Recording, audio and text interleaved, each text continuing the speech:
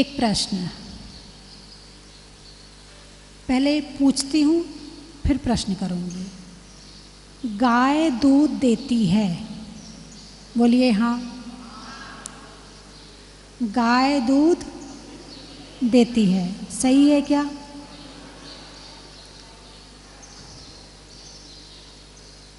गाय दूध देती है, बात सही है क्या? यदि सही होती तो मैं दोबारा क्यों पूछती? गाय दूध देती नहीं है, निकालना पड़ता है।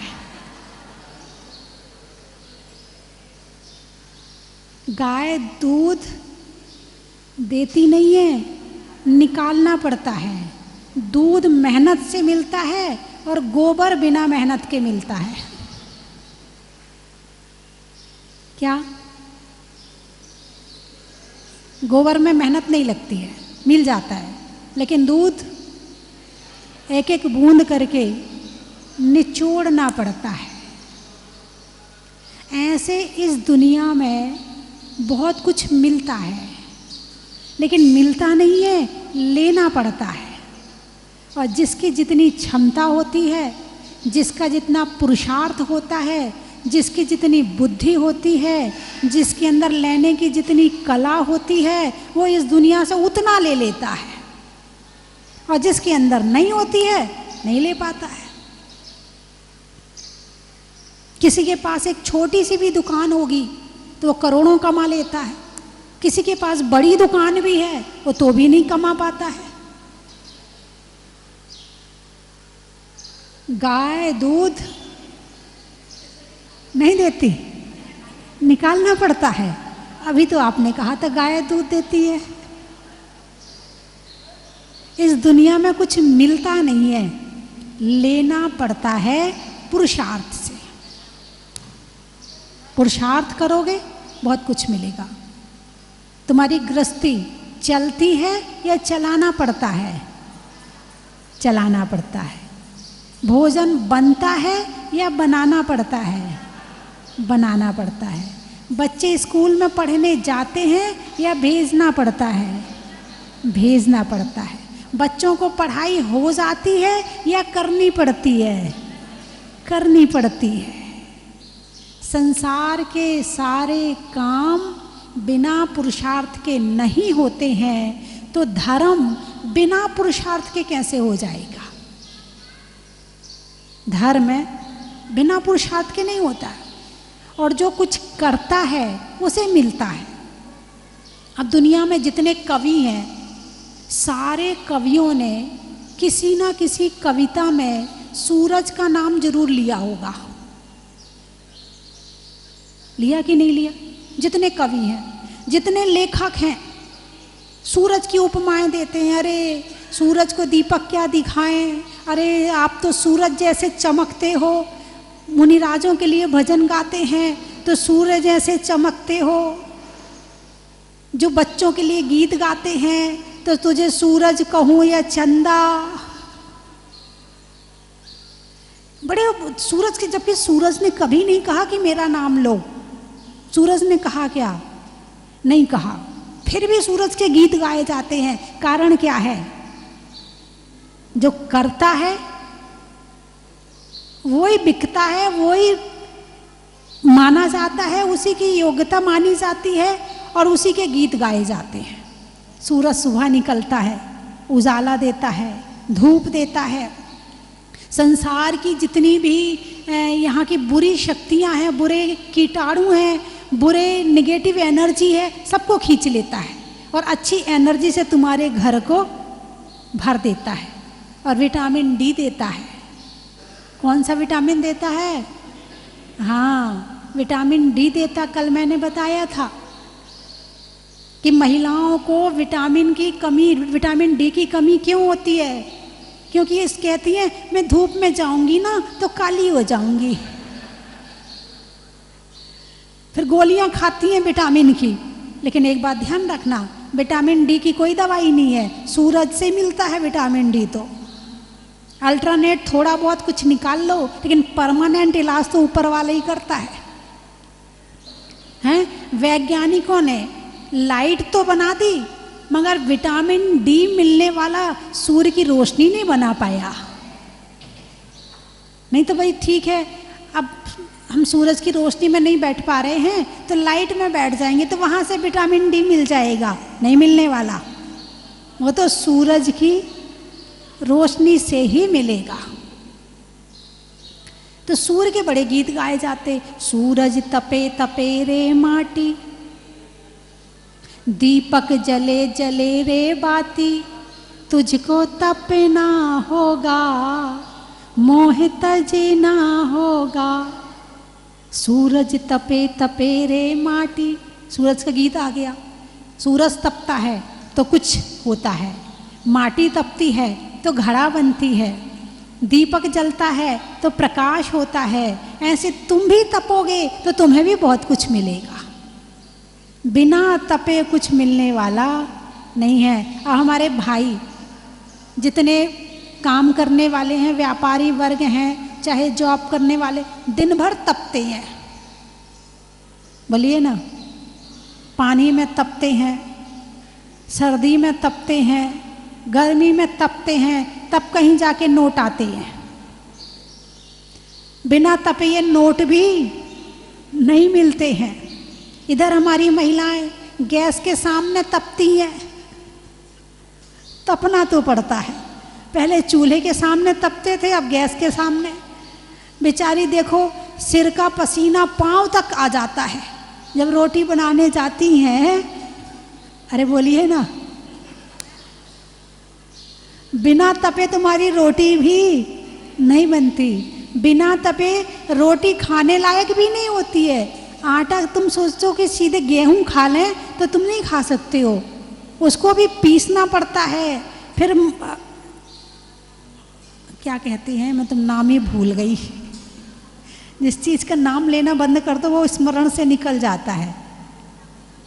गूंथना पड़ता है, फिर उसको मलना पड़ता है, फिर उसकी लोई बनानी पड़ती है, फिर उसको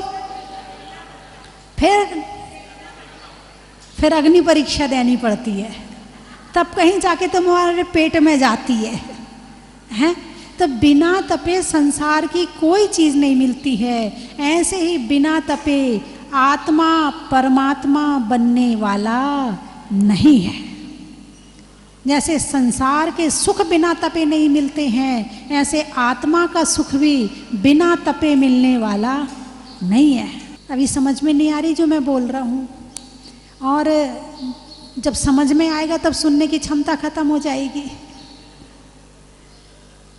जिंदगी के कितने वर्ष मतलब कुछ प्राप्ति के होते हैं। 15 साल तक तो समझ में नहीं आती धर्म की बातें, 15-17 साल तक तो ठीक है। तो 15-17 साल ये निकल गए, और वहाँ 50 के बाद में शरीर बेकार हो जाता है, तो बचे कितने बीच के? 35 साल बचे। अब 35 साल में 8 घंटे 7 घंटे तो सोने को चाहिए। अब कितना हिस्सा बचा? 16 घंटे। अब 16 घंटे में 8 घंटे घर का काम करने को चाहिए, दुकान का काम करने को चाहिए। अब बचे 8 घंटे। अब 8 घंटे दोस्तों से बातें भी करेंगे, ये भी करेंगे, टीवी भी देखेंगे, मोबाइल भी देखेंगे, व्हाट्सएप भी चलाएंगे, ये भी करेंगे, वो भी करेंगे, फेसबुक भी चलाएंगे। अब उसमें निकल गए। धर्म के लिए क्या बचा? कुछ भी नहीं बचा। जब तक हाथ पांव में शक्ति है तब तक कर लो। जिस दिन हाथ पांव की शक्ति कमजोर हो जाएगी तो उसके बाद जुगाली करना फिर बैठ के। जब बच्चे मंदिर नहीं ले जाएंगे, अरे अम्मा जब पांव नहीं चलते तो बैठो घर में, मंदिर मंदिर मंदिर, दिन भर मंदिर मंदिर लगाए रखती हो। ऐसा होता कि नहीं होता? नाती पोते कह देते, नहीं कह देते? तो जो तुमने इस 35 साल में प्राप्त किया है, फिर आंख बंद करके बैठना और आराम से उसका ध्यान करना। और जिसने अपनी जवानी में धर्म नहीं किया है उसका बुढ़ापा बिगड़ जाता है। और बुढ़ापा बिगड़ने का मतलब ये है, जो कहते ना अंत भला सो सब भला। जिसका बुढ़ापा सुधर गया तो पूरा जीवन सुधर गया। अब बुढ़ापा सुधारने के लिए जवानी को सुधारना पड़ेगा। भाई जवानी को सुधारने के लिए बचपन में बड़ी मेहनत करी, माँ कहती बच्चे से पढ़ ले पढ़ ले, तेरे हित के लिए बोल रही हूँ। कहती हो नहीं कहती हो? पढ़ लेगा तो कम से कम तो कुछ कहीं नौकरी लग जाएगी, अच्छा व्यापार कर लेगा, बुद्धि ठीक हो जाएगी, ढंग की लड़की मिल जाएगी, शादी हो जाएगी तेरी, नहीं तो कोई तेरे से शादी भी नहीं करेगा। उसकी जवानी सुधार रही हैं। जवानी सुधारने के लिए बचपन सुधार रहे हैं, ठीक है। तो बुढ़ापा सुधारने के लिए जवानी की तैयारी बचपन में, जवानी की तैयारी बचपन में, तो बुढ़ापे की तैयारी होनी चाहिए कि नहीं होनी चाहिए, बताइए मुझे। और नहीं करोगे तो बुढ़ापे में ये लगेगा हाय भगवान मैंने कुछ नहीं किया, अब मेरे पाँव में शक्ति आ जाए तो तेरे दर्शन करने आ जाऊं, अब मुझे थोड़े उपवास करने की शक्ति मिल जाए तो मैं उपवास करने आ जाऊं, अब भगवान को रिश्वत दे रहे भगवान तुम ठीक कर दो तो आ जाऊं, और नहीं करते तो तुम्हारी गलती, अब कैसे आऊं मैं। फिर पछताओगे बेड में बात के। तो जब तक हाथ पांव चल रहे हैं खूब धर्म कर लो, खूब धर्म कर लो, इतना तसल्ली से कर लो कि बुढ़ापे में ये तसल्ली रहे कि मैंने बहुत कुछ किया है, मेरे मन में जितनी इच्छा थी मैंने सब कुछ कर लिया है, अब तो शांति से बैठ के बस भगवान का नाम लेना है, किसी से कुछ नहीं कहना है। तो बात चल रही है तपस्या की कि बिना तपे संसार में किसी को कुछ भी नहीं मिलता है। मनुष्य पर्याय में तप करने का तरीका है, और उसे फॉलो भी कर सकते हैं। अन्य गतियों में तपस्या होती है मगर वहाँ तरीका नहीं है, फल नहीं है। यहाँ तपस्या करोगे फल भी मिलेगा, वहाँ तपस्या होती है मगर फल नहीं मिलता है। कितने पशु हैं जो धूप में घूमते हैं, घूमते कि नहीं घूमते? आपके जैसे उनके पास छाया तो नहीं है। चींटी, मक्खी, मच्छर, छिपकली, कितने जीव हैं, कितनी आत्माएं हैं जो कितने धूप में तपती हैं, रिजल्ट कुछ भी नहीं, बस कष्ट सहन कर रहे हैं। तपस्या किसे कहते हैं, कोई बताएगा? तपस्या किसे कहते हैं, तप किसे कहते हैं? शरीर को कष्ट देने को तप कहते हैं। और कोई? चलो एक आया, थोड़ा दिमाग तो उन्होंने अपना विचार तो लगाया कम से कम। हाँ, अपनी इंद्रियों को वश में करना, बहुत बढ़िया। और बताओ, जब तप ही नहीं जानते हो तो करोगे क्या? नहीं, ये तो आपने फल बता दिया, तपसा निर्जरा, कि तपस्या करने से पाप कर्मों की निर्जरा होती है, ये तो आपने फल बताया। लेकिन कहते किसे हैं? स्वाध्याय परम तपः। चलो एक उत्तर और आया है, चलो कुछ तो बोल रहा, जो टीवी में देख रहे हैं उनके दिमाग में भी आ रहा होगा कुछ ना कुछ। ये जिंदगी मिली ही तप करने के लिए है। वो बात अलग है कि आपने अपना लक्ष्य अलग बना लिया हो, बाकी इसका लक्ष्य तो एक ही है, मनुष्य शरीर का। ये चिंतामणि रतन के समान है, कल्प वृक्ष है ये मनुष्य शरीर। इससे आप जो चाहोगे वो मांग लोगे। आप कहोगे स्वर्ग जाना है, स्वर्ग मिल जाएगा। आप कहोगे नरक जाना है, आप कहोगे नहीं माता जी हम ऐसा कहेंगे थोड़ी, लेकिन रास्ते पर जाओगे तो मिलेगा वो ही। आप कहोगे तिर्यंच गति में जाना है, आप कहोगे मनुष्य से मनुष्य बनना है, आप कहोगे मोक्ष जाना है। ये शरीर आपको जहाँ चाहे आपको वहाँ ले जा सकता है। बस जिस रास्ते पर जाना है उस रास्ते के हिसाब से काम करने पड़ेंगे। आपको स्वर्ग जाना है क्या? बोलिए ना, कहाँ जाना है? हाथ तो उठा दो। मोक्ष जाना है, स्वर्ग तो रास्ते में अपने आप मिल जाएगा। मोक्ष जाना हो तो स्वर्ग तो रास्ते में अपने आप मिल जाएगा। तो मोक्ष जाने के लिए क्या करना पड़ेगा? अरे बोलिए ना, तप करना पड़ेगा। अच्छा, उपवास कर लोगे? त्रियंच गति में कितने उपवास किए हैं जहां खाने को नहीं मिल रहा था। त्रियंच गति में खाने को नहीं मिला, नरक गति में खाने को नहीं मिला, और अभी खा खा के कितना पेट भरोगे, ये कभी भरने वाला नहीं है। जब भी क्षुधा रोग नाश होगा तो क्षुधा रोग का नाश इसी उपवास से होगा, इसी एकासन से होगा। खाने से तृप्ति नहीं होगी, जब भी तृप्ति आएगी तो उपवास से आएगी।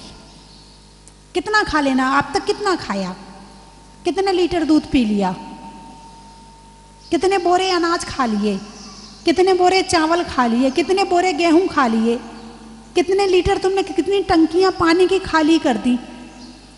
भरा पेट? नहीं भरा। ये कैसे तृप्त होगा? ये उपवास से तृप्त होगा, ये तपस्या से तृप्त होगा। आप ज़्यादा नहीं तो कम से कम इतना नियम ले लें कि दिन में हम 2 बार भोजन से ज़्यादा नहीं करेंगे।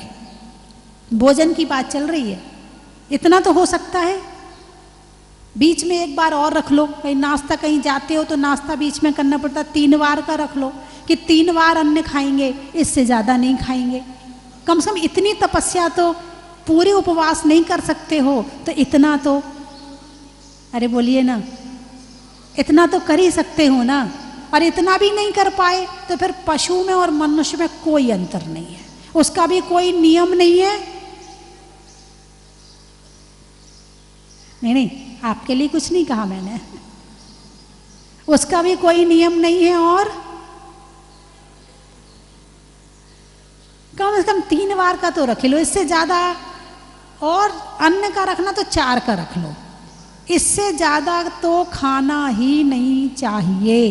इतनी तपस्या का नियम तो आज ले ही लो कि 4 बार से अन्न ज़्यादा नहीं खाएंगे। हो सकता कि नहीं हो सकता? किस किस का हो सकता है? कितने मनुष्य बैठे यहाँ पर, वो हाथ उठाएं। जितने मनुष्य बैठे वो हाथ उठाना, जो मनुष्य ना हो वो नहीं उठाना। 4 बार का, 4 बार अन्न खाने का, 4 बार बहुत होता है। 4 बार हमारे पीसी जन जी कह रहे 3 बार का नियम, बहुत बढ़िया। 4 उंगली दिखा दो मुझे, जिनने 4 बार का नियम लिया वो 4 उंगली दिखा दो, उठाइए हाथ। अच्छा, बाकी लोग सब 1 बार वाले हैं क्या? अच्छा, 5 बार वाले 5 उंगली दिखा दो, ऐसा पूरा हाथ दिखा दो मुझे। डॉक्टर भी कहेगा इससे ज़्यादा मत खाया करो, वो भी 5 बार से ज़्यादा नहीं कहेगा।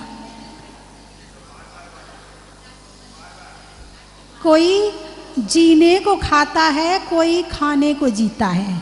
जिनने हाथ उठाया है वो जीने को खाएंगे, और जिनने हाथ नहीं उठाया वो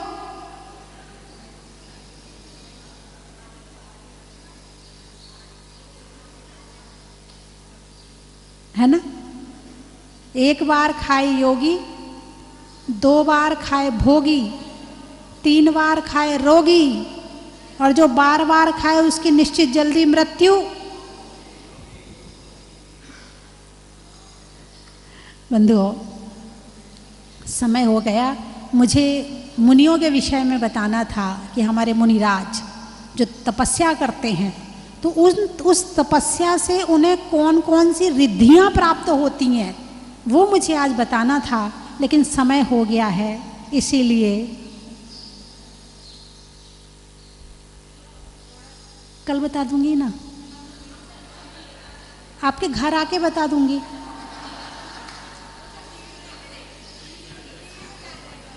हाँ, आपके घर आके बता दूंगी। हैं? नहीं, हो जाएगा, काम हो जाएगा, चिंता ना करो। इतने दिन सुन सुन के ही तो आए हो, ऐसा नहीं है। टीवी में भी बहुत फर्क पड़ता है। टीवी में भी लोग बहुत सारे नियम, बहुत सारे मेरे पास आते हैं कि माता जी आप टीवी में नियम देती हो तो हम उसमें से नियम जरूर लेते हैं। बहुत लोग हैं ऐसे, बहुत है, बहुत फर्क पड़ता है। तो मैं आपके घर आके बता दूंगी, कोई चिंता मत करो आप। चलिए, 3 चीज़ें बोलेंगे, आपको कहना बड़ा ही महत्व है। शरीर में हाथ का, चलने में पात का, तीर्थंकरों में मुनि सुब्रत नाथ का, हिंदी में मात्रा का, स्कूल में छात्रा का, आज आपकी जहाजपुर की यात्रा का, दूर होने में समस्या का, तिथियों में अमावस्या का, और करने में तपस्या का। बड़ा ही महत्व है। अनाज में दाने का, इनाम में पाने का, और जीने के लिए खाने का।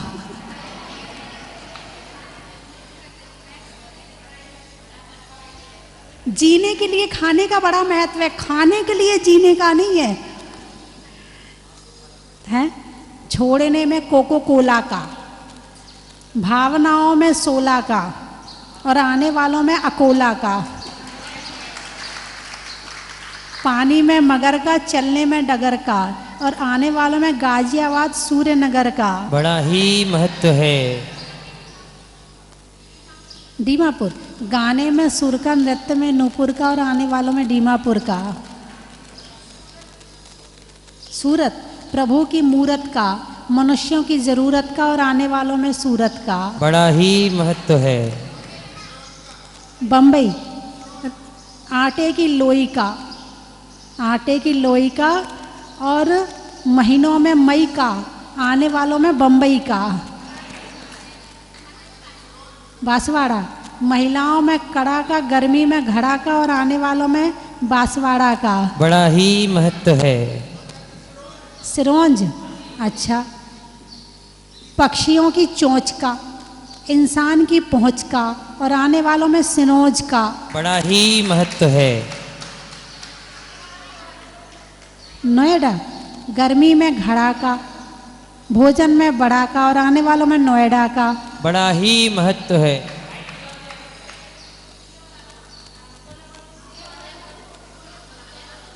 जयपुर, गाने में सुर का, पशुओं में खुर का, और आने वालों में जयपुर का। सिहोरा, रंगों में हरा का, जीवन में जरा का, और आने वालों में सिहोरा का। बड़ा ही महत्व है। गैसाबाद, नहीं होने में विवाद का, होने में आबाद का, और आने वालों में गैसाबाद का। बड़ा ही महत्व है। झज्जर का, अच्छा, होने, शरीर के होने में बुढ़ापे में जर्जर का, और हवा में फरफर का, और आने वालों में झज्जर का। नांदेड़, फलों में बेर का, जंगल में शेर का, और आने वालों में नांदेड़ का। बड़ा ही महत्व है। आम की बौर का, खाने में कौर का, और प्रतिदिन आने में इंदौर का। लोहारिया, राम की सिया का, सावन में बिया का, और आने वालों में लोहारिया का। बड़ा ही महत्व है। तौलने में तोला का, सब्जी बाजार में झोला का, और आने वालों में अकोला का। बड़ा ही महत्व है। चलने में पाथ का, मित्रों में साथ का, तीर्थंकरों में अंतरिक्ष पास, अतिशय क्षेत्र में अंतरिक्ष पार्श्वनाथ का। बड़ा ही महत्व है। हो गए सारे? बोलिए 24 भगवान की। सबसे न्यारा ए आत्मा हमारा, दुनिया में सबसे प्यारा ए आत्मा हमारा। यह जले नहीं अग्नि में, यह गले नहीं पानी में, यह जले नहीं अग्नि में, यह गले नहीं पानी में। सूखे न पवन के द्वारा ए आत्मा हमारा, दुनिया में सबसे न्यारा ए आत्मा हमारा। शस्त्रों से कटे न काटा, नहीं तोड़ सके कोई भाटा। शस्त्रों से कटे न काटा, नहीं तोड़ सके कोई भाटा। मरती न मरी का मारा हे आत्मा हमारा, मरती न मरी का मारा हे आत्मा हमारा। दुनिया में सबसे न्यारा हे आत्मा हमारा। माँ बाप सुता सुत नारी, झूठे झगड़े संसारी। माँ बाप सुता सुत नारी, झूठे झगड़े संसारी। नहीं कोई देत सहारा हे आत्मा हमारा, नहीं कोई देत सहारा, हे आत्मा हमारा, दुनिया में सबसे न्यारा, हे आत्मा हमारा। भाग्य प्राप्त हुआ। और माता जी मैं जब गर्भगृह में था तो लिटरली मेरे आंखों में आंसू आ रहे थे और मुझे इतनी प्रसन्नता हो रही थी कि ये जो सौभाग्य है, ये अकोला वाले झांझरी परिवार और बाकी के कलश, बाकी के भी जो परिवार है अकोला के, उनको सबको ये सौभाग्य मिला।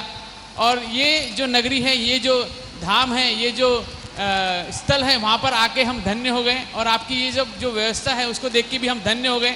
हम अकोला परिवार की तरफ से, अकोला खंडेलवाल समाज की तरफ से, और जितने भी यहाँ पर कार्य किया है, शुरू से जमीन का गड्ढा जब खोदे थे तब से लेके शिखर तक जिन जिन लोगों ने काम किया है, उनको हमारे खंडेलवाल जैन समाज की तरफ से धन्यवाद, धन्यवाद, धन्यवाद। नमो वंदामि माता जी, वंदामि। मुझे यहाँ निरंतर मैं लगभग 11-12 साल से आ रहा हूँ। जहाँ ये प्रतिमा जी, वहाँ एक मुसलमान के घर में भानु भैया के घर के सामने निकली थी प्रतिमा जी। जब मैंने प्रथम बार माता जी का दर्शन किए गांव में, जहांपुर गांव के मंदिर में माता जी वहाँ विराजमान थे और प्रतिमा जी नीचे थी, और वहीं से मैं वो चमलेश्वर पारसनाथ जा रहा था। वही दिन से प्रतिमा जी को देख के मन में मेरे ऐसे भाव हुए कि वास्तविक कोई अतिशयकारी प्रतिमा जी हैं। और मैं निरंतर आता गया और फिर प्रतिमा जी वहाँ विराजमान थी और वहाँ से निरंतर पारस चैनल पे चलता गया। और माता जी का जो भगवान का आतिथ्य तो है ही है, लेकिन माता जी का वात्सल्य, जो अपनापन, जो एक ममतामयी रूप होता है, वो वास्तव में देखने को मिलता है तो माता जी में ही मिलता है। और वास्तविक परसों की बात है, तारीख परसों रात को 9 बजे रात को, शाम को 5 बजे माता जी का प्रवचन आ रहा था पारस चैनल पे, 5-6 बजे। तो इसने रात को 9 बजे मुझे बोला, मैं तुमको एक बात बोलूं। मैंने बोलो मुझे जाजपुर जाना है। अरे 1.5 महीना हुआ अभी ये जाजपुर से आए हैं और तुमको अभी जाजपुर जाना है? कोई जाजपुर यहाँ बाजू में, बॉम्बे, अपन बॉम्बे से उदयपुर जाए, उदयपुर से आए हैं। नहीं, मुझे जाना, आपकी इच्छा तो ठीक, नहीं तो मैं बेटे को बोलूँगी, बेटा ले जाएगा। अरे मैंने बोला पति जिंदा है ना, तो बेटों को क्यों बोल रहे हो? मैंने चलो भाई, टिकट वाले को पूछा, बोला 12,000 रुपया फ्लाइट का। मैंने बोला दूसरे दिन चलें। परसों जो भी टिकट मिला, पुण्य के उदय से आप बात मानेंगे, 4,500 में टिकट मिल गया। यह आना था दोनों पति पत्नी का। बॉम्बे से उदयपुर आया, उदयपुर से गाड़ी लेके भगवान के चरणों में, माता जी के चरणों में। ये है यहाँ का अतिशय, ये है यहाँ का चमत्कार। और हकीकत में मैं माता जी के प्रति, मेरा परिवार इतना समर्पित है, मैं अपने शब्दों में बयान नहीं कर सकता। हकीकत में मेरे को ऐसी भावना हो जाती है कि मैं तो हमेशा निरंतर यहीं रहूं, भगवान के चरणों में, माता जी के चरणों में यहीं रहूं। लेकिन क्या है, संसारिक हैं गुरु माँ और हम संसारिक जीव हैं। हम ये भावना पाते हैं कि हे भाव कि हमारा कब पुण्य उदय आवे, हम वैराग्य को प्राप्त करें और आपके चरणों में आके हम यहाँ दीक्षा ग्रहण करें, ऐसी भावना। और जब भी हमारा मरण होवे तो समाधि मरण पूर्वक हुए और आपके चरणों में हुए, यही भावना पाते हैं, ये भावना पाते हैं। जय जिनेन्द्र, जय महावीर। यहाँ के दर्शन करने की, पर किसी कारणवश नहीं आ पाया। इस वक्त डबल से फिर से आने की इच्छा थी, पर कुछ कारणवश नहीं आ पाया। लेकिन कुछ ऐसा योग निकल गया कि हमारा अकोला जैन समाज जो है, उनके साथ में मैं वापस यहाँ आया और यहाँ आके मुझे काफ़ी बहुत मन प्रसन्न हुआ है। ऐसा क्षेत्र बहुत ही कम इस तरह का डेवलपमेंट, और ये है, मैं भविष्य के लिए इस क्षेत्र के लिए अपनी शुभकामनाएं देता हूँ और जो भी सहयोग बनेगा वो निश्चित। मेरे को भी बहुत 3-4 साल से बहुत मन था आने का जाजपुर, लेकिन किस कारणवश नहीं आ पा रहा था। इस बार मेरे को मौका मिला आने का, तो मैं कलश करने का भी बहुत मन था मेरे को। आज तक किसी ने कल्पना नहीं करी और महाराज माता जी ने जहाज मंदिर बना दिया। बोले स्वस्ति भूषण माता जी की जय। माता जी का आशीर्वाद जिस पर रहता है वो हमेशा फलता फूलता रहता है। माता जी ने चतुर्मास में मेरी भावना ही सूर्यनगर में पढ़ाई थी, शुरू से एक एक काव्य रोज, मतलब 4 महीने तक मेरी भावना। शुभ पुण्य जैसे ही प्रभु दर्शन तेरा कर पाते हैं, केवल दर्शन से ही प्रभु पाप मेरे सब काट देते हैं। और माता जी का चरण स्पर्श मतलब माता जी का आशीर्वाद मिलने से उसका निमित्त बन जाता है। और माता जी हमें तो ऐसा आशीर्वाद दो कि हम नित्य निरंतर अपने जीवन को सफल बना लें और आपके चरणों में आकर के ही अपना समाधि मरण करें। शुभकामना परिवार। देखिए ऐसा है कि माता जी का नाम है स्वस्ति। स्वस्ति मतलब सबका कल्याण। जिनका नाम स्वस्ति, इनके नाम से ही कल्याण होता है। दिन भर अगर स्वस्ति आप देखो, स्वस्ति को देखें, स्वस्ति का जाप करें। और माता जी ने किस चीज की शुरुआत करी? शुभकामना परिवार, ताकि सारे परिवार जितने भी हैं उनका सबका शुभ हो। और इसके निरंतर हमारे यहाँ शुभकामना परिवार की जो है मीटिंग चलती रहती है, मासिक मीटिंग, और उसमें भक्तामर का पाठ होता है। माता जी जिस जिस क्षेत्र पे गई हैं उस क्षेत्र का कितना उद्धार हुआ है। सबसे पहले माता जी भक्तामर आदिनाथ चालीसा, और वहाँ का जो भक्तामर का जिसने प्रतिमा निकाली थी वो भी हमारे यहाँ आए थे सूर्यनगर में।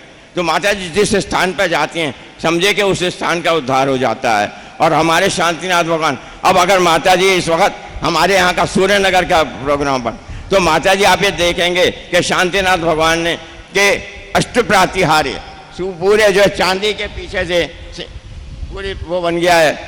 तो क्या माता जी का जहाँ तक स्नेह है, वात्सल्य है, वो तो जीवन भर रहेगा और जीवन भर हमें मिलता रहा है अब तक। मैं ऐसा कहता हूँ, ऐसा वात्सल्य हर साधु का नहीं होता, जो कि इनका वात्सल्य सबको मिलता है, ऐसा नहीं किसी विशेष को होता है, सबके लिए। माता जी चिरायु हों, हमेशा इनका हमें सानिध्य मिलता रहे और इसी तरह हम निरंतर इनके सानिध्य में रह करके धर्म में प्रगति करते रहें। माता जी बंदामी बंदामी बस। चलो रे चलो, चलो रे चलो रे चलो, चलो जहाजपुर। चलो रे चलो रे चलो, चलो रे चलो।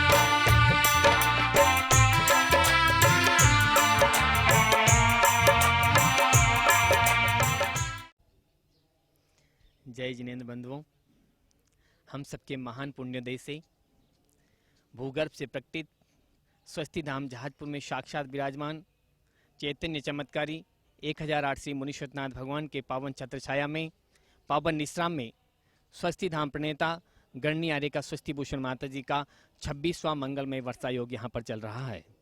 इसी दौरान आने वाली 10 सितंबर से 19 सितंबर तक पर्वाधिराज पर्युषण महापर्व का आयोजन होगा। और इस पर्वाधिराज 10 लक्षण पर्व में परम पूज्य गुरु माँ स्वस्ति भूषण माता जी के सत्संग पावन सानिध्य में एक श्रावक संस्कार एवं साधना शिविर का आयोजन यहाँ पर किया जा रहा है, जिसमें आप सादर आमंत्रित हैं। जो भी अपने जीवन को सही राह में, सही मार्ग पे आगे बढ़ाना चाहते हैं और पूज्य माता जी ने जो साधना की है उनकी साधना का प्रभाव आप देखना चाहते हैं, तो आप इस शिविर में अवश्य पधारें। प्रतिदिन सुबह 5 बजे से कार्यक्रम प्रारंभ होगा, जो शाम को 8 बजे तक चलेगा। सुबह ध्यान एवं योग और उसके बाद में अभिषेक, शांति धारा, सामूहिक पूजन, दोपहर में प्रतिक्रमण, साधना और इसके अलावा तत्वार्थ सूत्र का स्वाध्याय, शाम को सांस्कृतिक कार्यक्रम और भी कई आयोजन यहाँ पर होने हैं। सभी के लिए आवास एवं समुचित व्यवस्था है भोजन की। बंधुओं, कोरोना महामारी चल रही है। इस शिविर में जो भी आना चाहते हैं वो अपनी RT-PCR रिपोर्ट साथ में लेकर के आए। नेगेटिव रिपोर्ट लेकर आएंगे तभी उनको इस शिविर में बैठने की अनुमति दी जाएगी। धन्यवाद। कंचन की थाल को सजाओ रे आज, रत्नों की थाल को भर लाओ रे आज। आओ आओ करे रे गुणगान आरती भगवन की। आओ आओ करे गुणगान आरती भगवन की। आओ आओ करे रे गुणगान आरती भगवन की।